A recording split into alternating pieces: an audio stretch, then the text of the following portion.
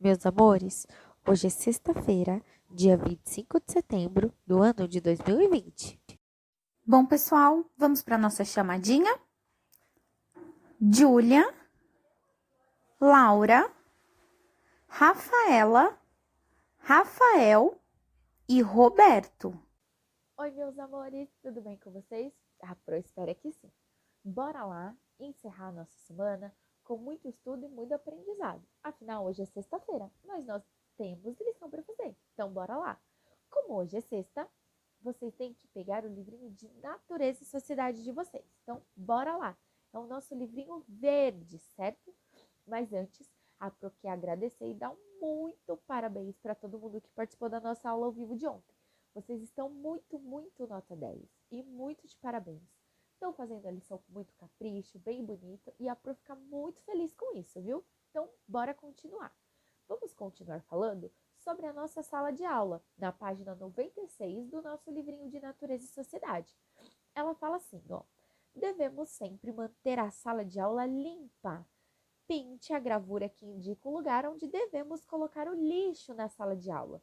Nós devemos colocar na lixeira ou na carteira aí? Muito bem, na lixeira. O lixinho deve ser jogado no lixo. Então você vai pintar essa lixeira aí bem bonita. Terminou essa? Vamos para a próxima. Página 97. Ela fala assim, ó: observe as crianças que participam de uma exposição na sala de aula da escola e depois pinte a cena. Exposição, o que é? Elas estão mostrando os trabalhos que elas fizeram para todos os amigos, para todos os professores e para todo mundo que trabalha na escola. Então, essa página é moleza, moleza. É só pintar com muito capricho, muito bonito, que a Pro sabe que vocês fazem isso muito bem, certo? Terminou a página 97? Vamos para a última página do dia, página 98.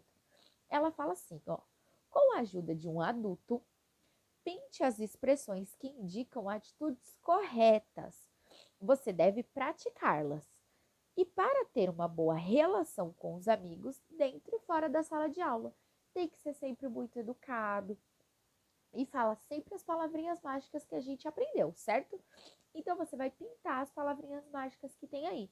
Desculpe-me, a gente tem que pedir? Sim. Nós temos que pedir por favor? Também. Temos que pedir com licença? Temos. E obrigado? Também. Você vai pintar essas 4 palavrinhas. Porque as outras que tem, ela fala, é isto mesmo. É assim que a gente tem que falar? Não. E a última fala assim, não vou pedir desculpas. Não, não pode falar isso. Se você fez uma coisa errada, você tem que pedir desculpas, sim. Então você só vai pintar 4.